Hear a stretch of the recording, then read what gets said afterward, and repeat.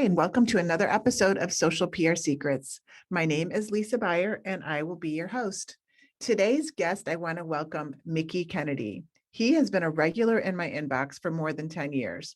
Mickie is the founder of eReleases. It's a press release distribution service that's been on my Social PR Secrets list for over a decade. In today's episode, we get to the bottom line of why press releases are a critical part of a publicity strategy. You might hear rumors or maybe see clickbait headlines saying the press release is dead. Nope, false, not true. Mickie created eReleases 22 years ago to give small businesses access to the media and to a national newswire, all with a personal touch.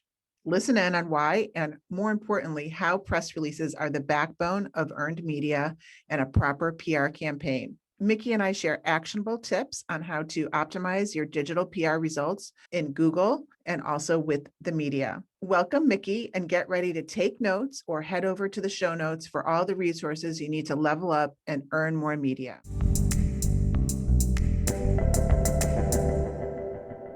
Hey, Mickie, how are you today? I'm good. How are you? I'm great. So I'm excited to have you as my guest. You are the founder of eReleases, which I've been using this distribution service for press releases for, I don't know how many years, maybe 10. And we're finally actually meeting face to face. So welcome. Thank you. Glad to be here. Yeah. So I want to talk about bigger picture, the ROI of press releases today and your kind of take on that. But before we get into that, can you tell us how you started with eReleases and a little bit about your background? Sure. So about 25 years ago, I was in grad school doing an MFA in creative writing with an emphasis in poetry. So I was assuming that I was going to be waiting tables the rest of my life. But the first summer, I waited tables and realized I'm better suited for a desk job. So I got a job with a telecom startup, and I did a lot of things, but one of them was program a fax machine to send out press releases. And so it held 100 numbers. We had 190 journalists we needed to reach. So I would program 100 numbers, hit send. It would take all day.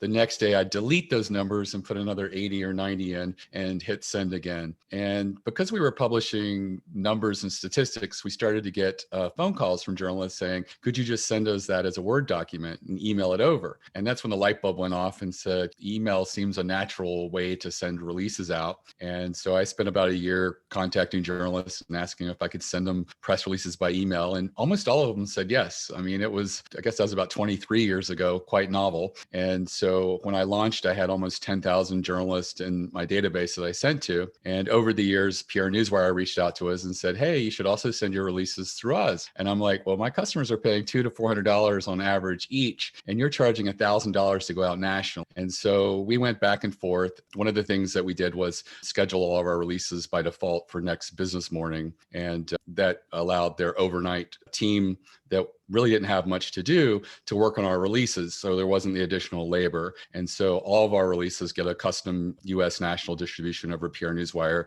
and you don't have to pay $1,000 for it to go out there. Yeah, I love it. And I've been in the PR world for about 23, 25 years. I had a PR agency the whole time. And I can remember the days of faxing, which is so crazy. And I was just actually talking to somebody about fax machines and how, asking Gen Z or millennials to email something is almost like asking somebody today to fax something. They just don't communicate necessarily via email. You have to meet them where they are. But back in the day, fax machines were the most efficient way to do things. But I can remember when MarketWire and BusinessWire and some of these wire distribution services became a little bit more accessible and affordable. And then I remember discovering eReleases. And how would you best describe the difference between eReleases and the other choices out there? I mean, I have my reasons why I love you guys, but how do you differentiate yourself? Well, I use BusinessWire and PR Newswire and Internet Wire and then MarketWire and Bounce Globe Newswire. So I've tested all of them. I still feel that the PR Newswire, being the oldest and largest, gets the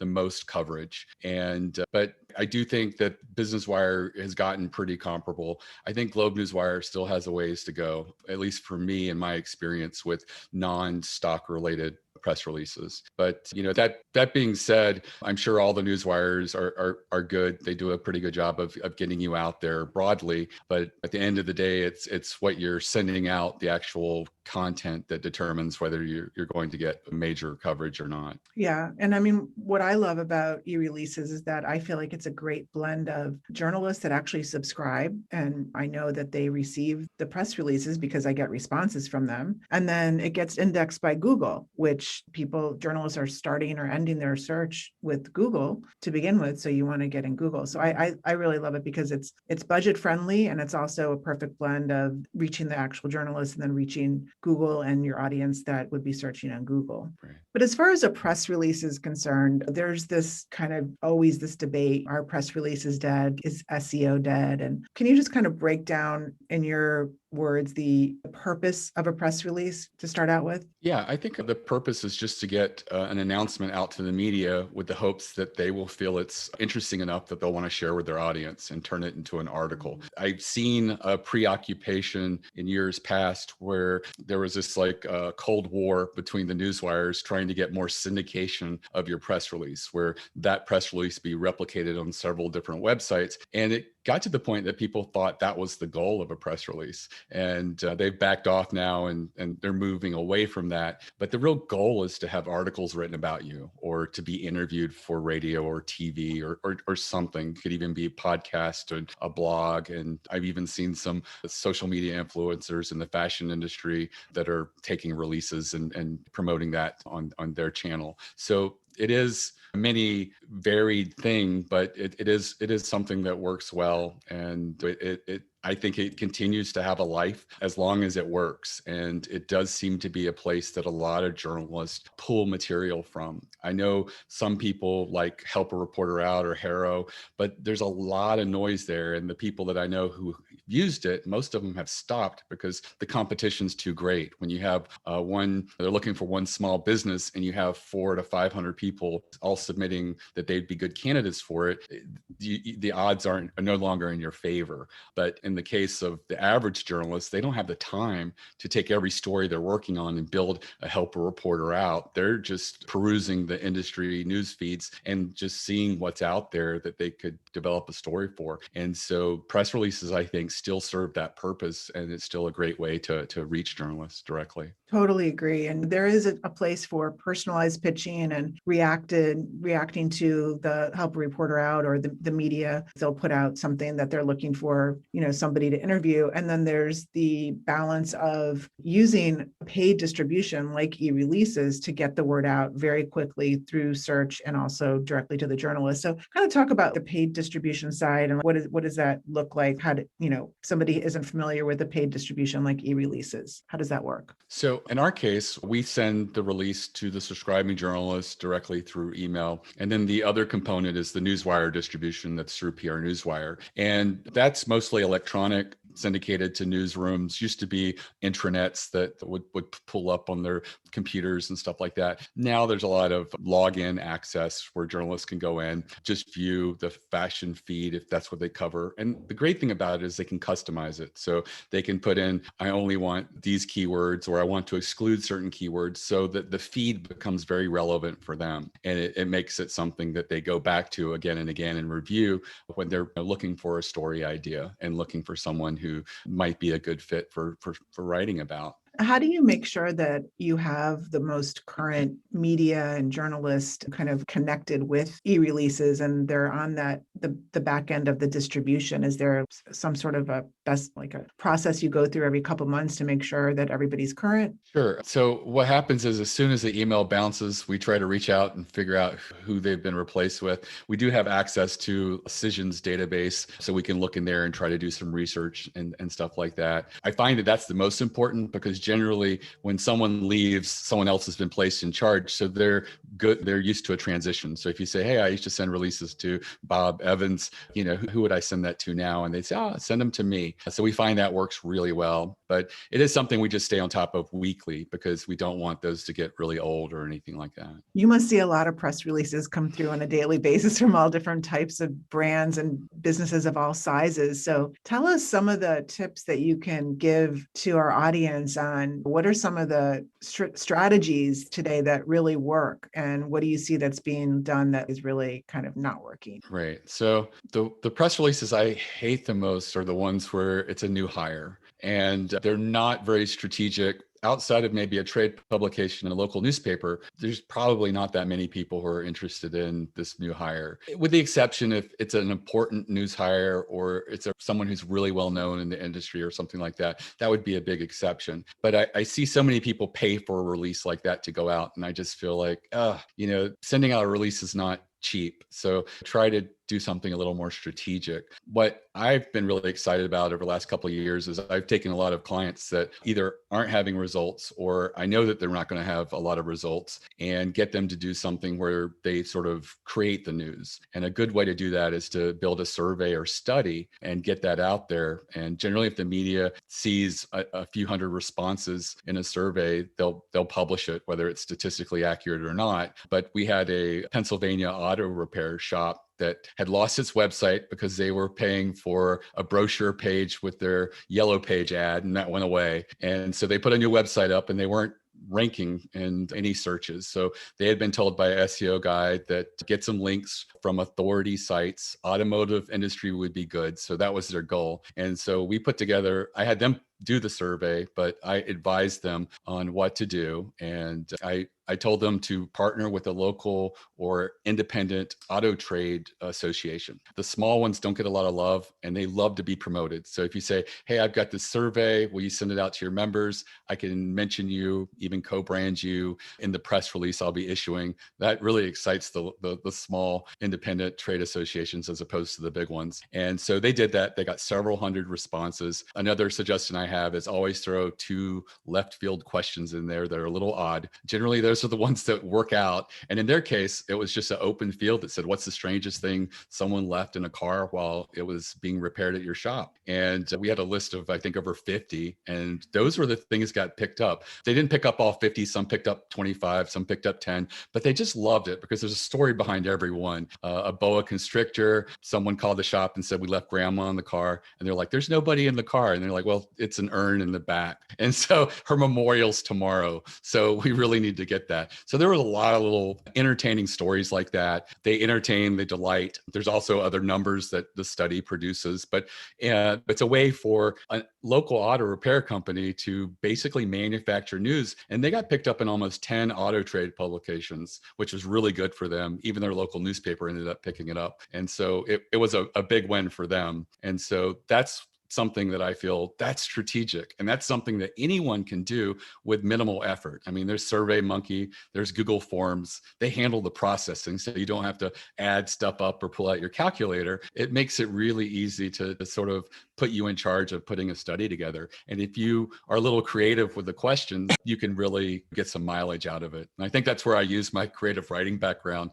where I just come up with these ideas that I think make great questions. That's awesome. So the press release would be on the study or on the survey results. Is that right? Right, correct. Maybe And you you would get mentioned, and your links would get included in a lot of the articles that get published. And maybe you could send us some examples of some of these press releases just to get an idea. I think that would give a good visual, Okay. and we'll put those in the show notes. But I love that idea. And so I think also people probably don't realize that they could call and just say, hey, what do you think about this press release topic? And that you guys would even give them feedback. At e-releases, everyone that works there is an editor. We have no salespeople. We have no quotas. There's no commissions or anything like that. We're just there to help people. And we will assess the situation. And if we feel we're not a good fit, we're very honest about that, because there are some industries that the newswire restricts the coverage or doesn't really go out as broadly as others. Alternative medicine and healthcare stuff is one of those areas. There's been a lot of back and forth about cryptocurrency and things like that. So there are industries for whom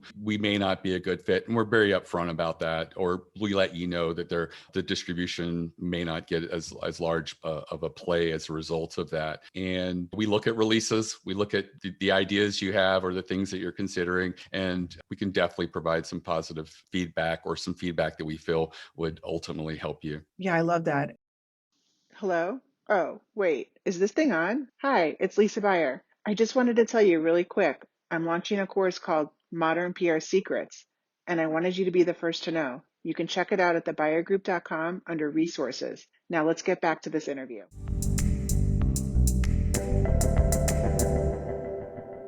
One of the things that I guide my clients with is you have a word count. I think it's like 400 to 600 words, and then it's extra for whatever. And there's a reason for that, because you don't need to have this long, lengthy press release. You can, I like to say, write like a journalist and make sure that you're not burying the lead, that you're getting right up front with the angle and the grabbing the audience into the details of it. So do you have any advice on the structure of a press release and how you see it best to be formatted? Yeah, I think that having a great headline, subhead can be great as well. You want to lead with the most important stuff first. You want to get the who, what, when, where, and how right there in that initial sentence or paragraph, and then just provide supporting evidence. One of the things that I see people often overlook and is a great opportunity is to put a fascinating quote in there. So many quotes are written as an afterthought, and you got to realize that if you come up with a quote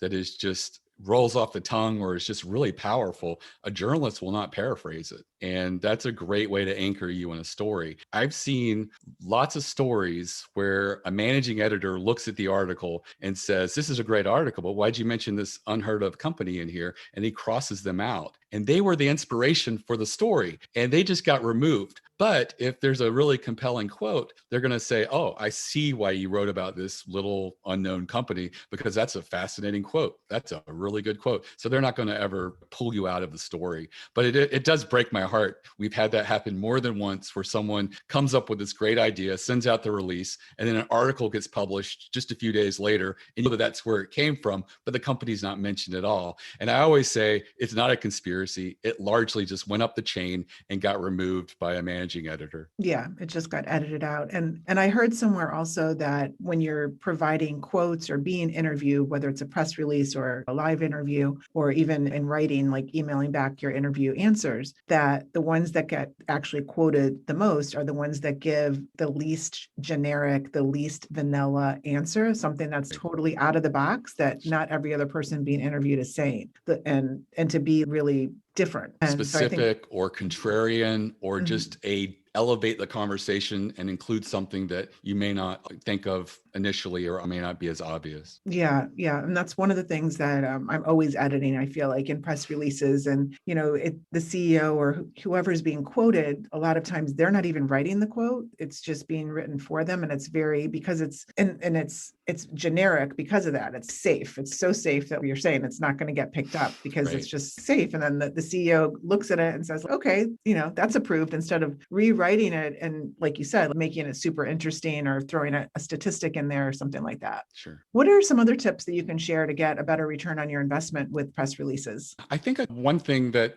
we've had mixed results with, but when it's worked really well, is trying to analyze your industry for a blind spot. We had a local carpet company come to us years ago that's used us for several years now. And they're a local carpet company in New Jersey. They're doing nothing unique. I talked to them and told them I didn't think press releases was going to be a good fit. I can't think of anything that's newsworthy. We talked about the obvious. They said, "We've got a budget to do PR for a year." So I was like, okay. So 5 months into it, I stopped them and said, "Look, we've done 5 months. Nothing has happened. We need to talk again." So we talked, and I said, "Who's your enemy?" And they said, "It's the big box home improvement stores." And I said, "Well, that's interesting. Tell me a little bit more." And so they analyzed why Home Depot and Lowe's is just a bad place to get your carpet. The people that they use is just pickup contractors. You don't know who's coming into your house, what their track record is for good installations and carpets that don't need to be restretched every year and things like that. And they also said that the padding that they use is just really not good padding. And they said that's the longevity of the carpet comes down to exceptional padding. And they said the carpet is fine, but it's the padding that they just skimp on. And so we did a release talking about them marketing as a local carpet company against the Goliaths of Home Depot and Lowe's. And they got picked up in like 10 floor trade publications. We didn't realize there were that many when they came out. It was so strange. And two of the publications ended up putting a marketing column in because they said we didn't realize that our subscribers, which are just other local carpet companies nationwide, are so interested in marketing. It wasn't something that was addressed in any of the publications. And so that was a blind spot. We took a chance on it and did really well. We continued to do marketing releases subsequently, and they weren't as successful as the first one, but they continued to get a lot of pickup. And what they did, you want to talk about ROI, is they put together a binder. They called it a brag book. And every time they went and gave a homeowner a quote inside their home, they would open it and show them we were picked up in Floor Covering Weekly,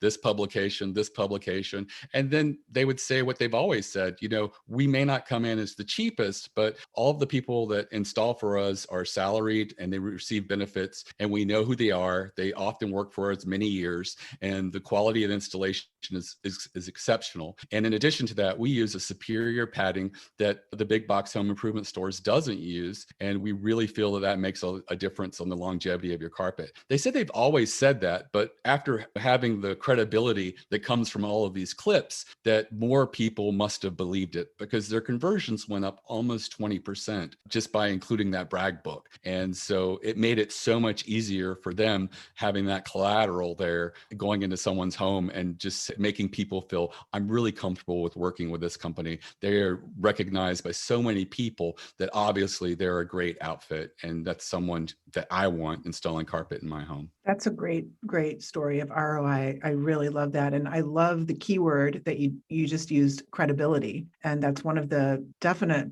ROIs of PR, is establishing credibility, that advertising isn't going to get you authentic credibility and thought leadership like PR can. And that brings me to the next question, like a two-part question. So what do you recommend on frequency of press releases? And if we could talk a little bit also about SEO. Right. So frequency really depends on what you have to announce. And so I have a strategy masterclass I put together where I go through 8 strategies that almost anyone can use. So if you're working with those, you can issue them as you have them, whether it's every couple of weeks or every month or two. When it comes outside of that, you want to issue releases when you have major milestones and newsworthy milestones. And for some people, that may be once a year, twice a year. It could be more frequent or less frequent. I don't think you should issue releases for the sake of issuing releases, because you tend to do the releases that are the safe ones, the ones that don't move the needle very much. And you're just basically allocating resources and time and energy to something that's not going to give you your biggest bang for your buck. So I always say, if you have strategic ideas, issue them as often as you can. Monthly might be a really good idea for a small business, just to make it manageable and to have some sort of deadline and things like that. We're of the same mindset. What I tell clients when I'm consulting is that they have to have a strategic, newsworthy types of angles. And it's unbelievable how, if you're within a brand, you think nothing is newsworthy. You think, well, that's not really newsworthy. But if you have some outsiders come in and kind of analyze or just give you feedback, like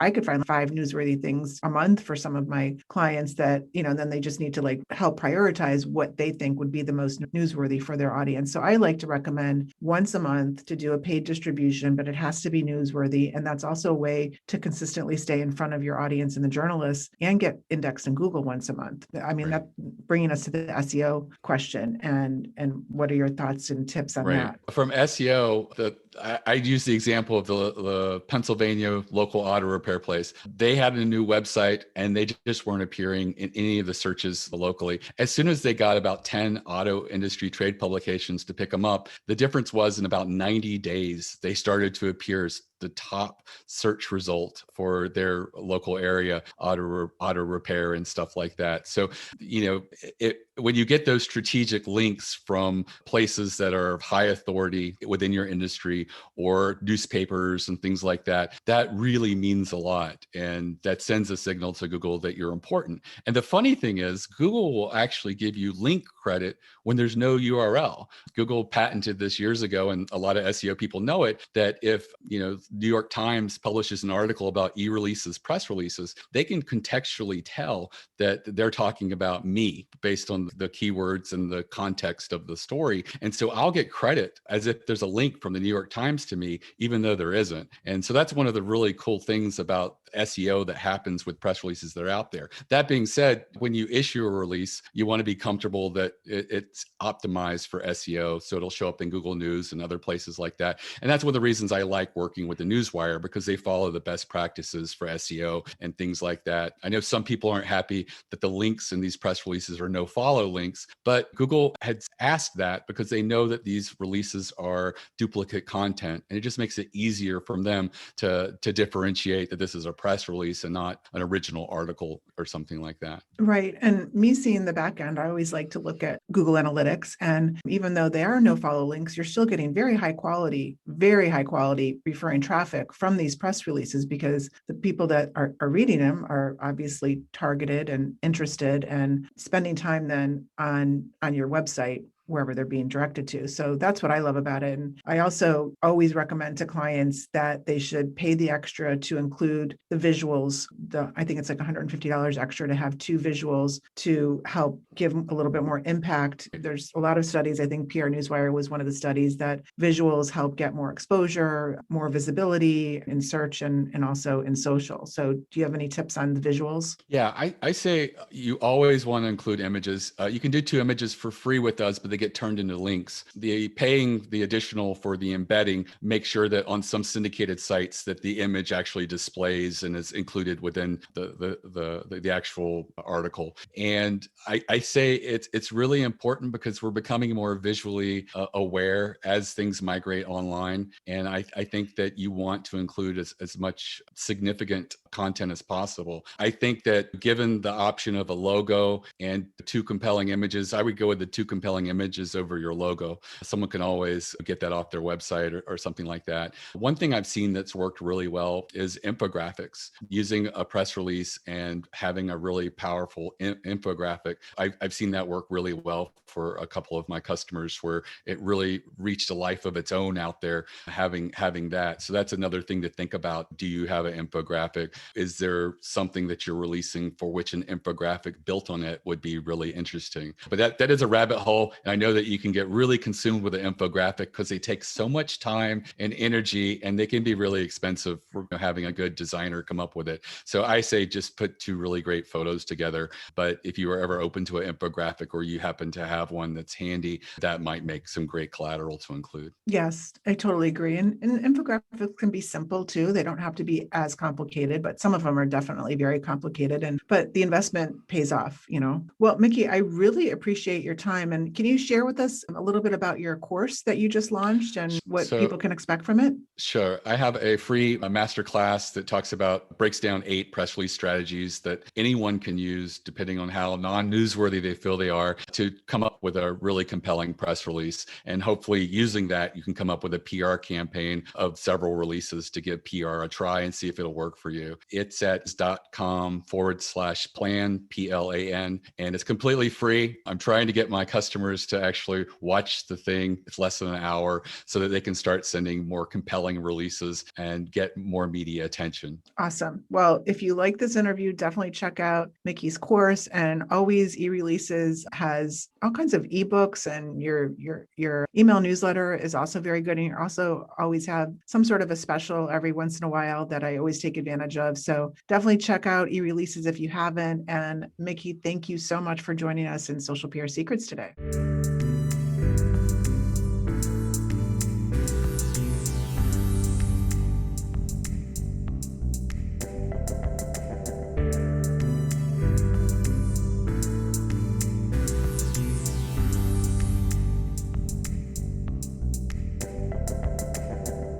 Thank you for listening to this episode of Social PR Secrets. If you like what you heard, check out the book on Amazon or follow our blog at socialprsecrets.com. This episode was sponsored by The Buyer Group, a social PR agency striving to keep our balance in the digital world, practicing public relations, social media, and search marketing, while occasionally drinking a glass of wine or 2 for the best creativity and results. Thank you all for tuning in. If you would like to get a free chapter of Social PR Secrets, go to socialprsecrets.com/free.